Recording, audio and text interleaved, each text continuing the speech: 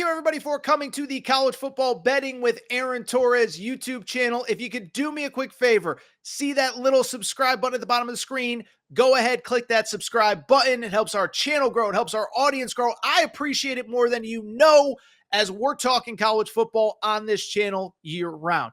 Appreciate your support. Click that subscribe button. In the noon Eastern window, big noon on Fox, what did we get? We got SEC at Big Ten, Texas at Michigan. This week, how about this? Wisconsin hosting Alabama. Third matchup ever between these teams, I believe. I also believe I read that it's the first time that Alabama has played at Wisconsin since the 1920s. Is that right, baby? That's right. About 100 years since Alabama played at Wisconsin. The spread in this game, Alabama, a comfortable 15.5-point favorite. The over-under set at 50.5. When I look at this game, let's start with the Bama perspective. And we talked about Bama a lot on the Sunday night reaction show, Aaron Torres Pod. But what we talked about was, what a weird game against South Florida, right? Because if you look at the South Florida game, Bama wins 42-16. And you just kind of sit there and say, well, I mean, Bama's awesome. They just rolled them. They destroyed them. Yeah, that's not what happened at all. Bama was up 14-13 going into the fourth quarter.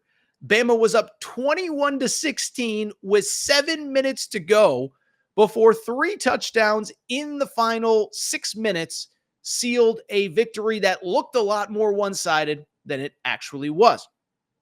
So the question becomes, and I think when you start to look at this game, the question is pretty straightforward.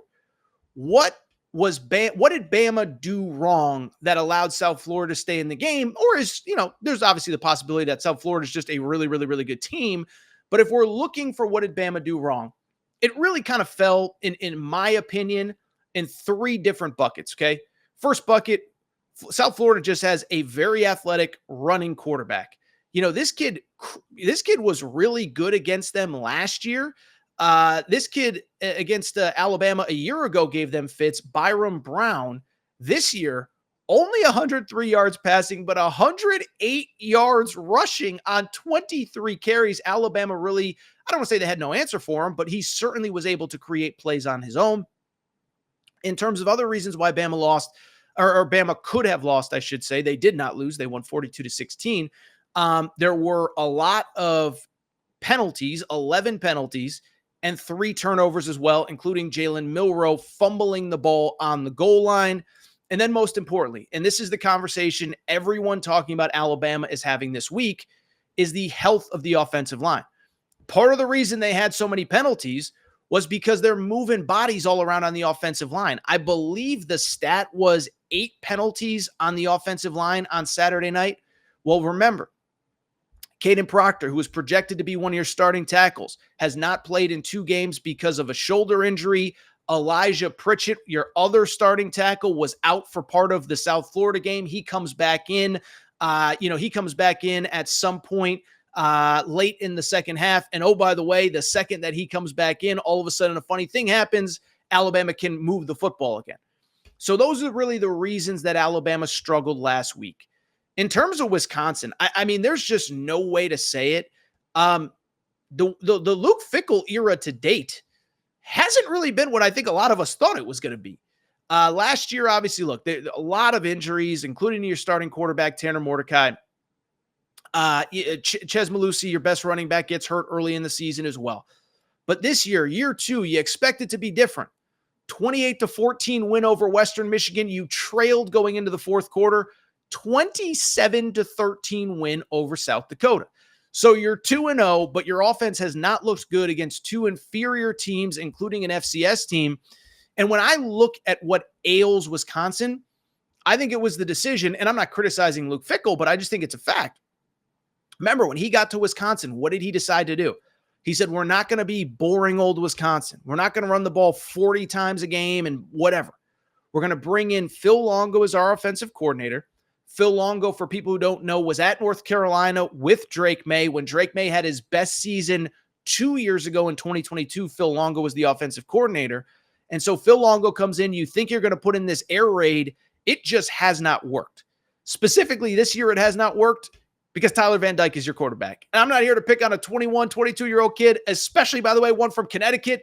CT, stand up, baby. That's right. By the way, my UConn Huskies were at the White House on whatever today is, Tuesday. No big deal. But listen, I like Tyler Van Dyke. I don't know personally. I like him. He's a CT kid. You want to root for him. Easy to like, whatever, blah, blah, blah, blah, blah. Doesn't change the fact that he got basically run out of Miami. He ends up at Wisconsin. And through 2 games, he's kind of looks like a quarterback who got run out of Miami and needed a landing spot at Wisconsin. How about this? In 2 games, 60% completion percentage, 1 touchdown, no interceptions. That wouldn't be bad, except, again, the competition is Western Michigan. The competition is South Dakota. And it's not like listen, I criticized Connor Wigman a minute ago. Mike Elko doesn't want Connor Wigman throwing the ball. This kid has thrown the ball 63 times in 2 games, completing 60% of his passes, 1 touchdown, no interceptions. That is not good enough. And so I very simply bring it up to very simply say that when I look at this game, I see a quarterback that really it would concern me going up against a really good Alabama defense. Now, I know the secondary is a little bit of a question mark, but remember that first game against Western Kentucky, they were able to force turnovers.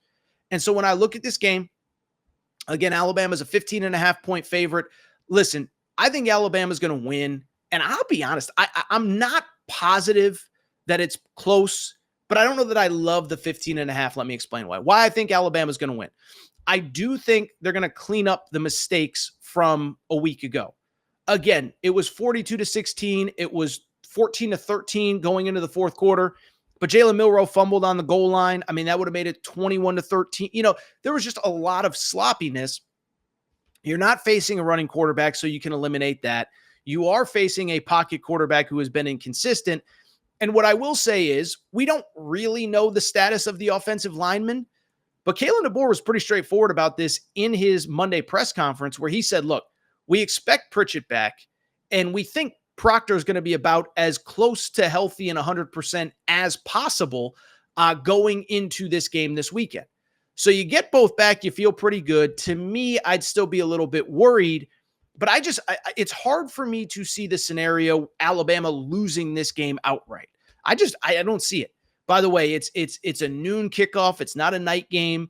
The weather should be pretty good, 70s and sunny. So I don't think we're going to see anything weird. But in terms of a best bet, listen, I know that it's not the sexiest thing to talk about, but I'm going to take the under once again. First off, I think we got to remember, I remember going into week 1, we talked a little bit about the helmet comms, right? The ability to hear your offensive coordinator in your ear. How would that affect teams on the road?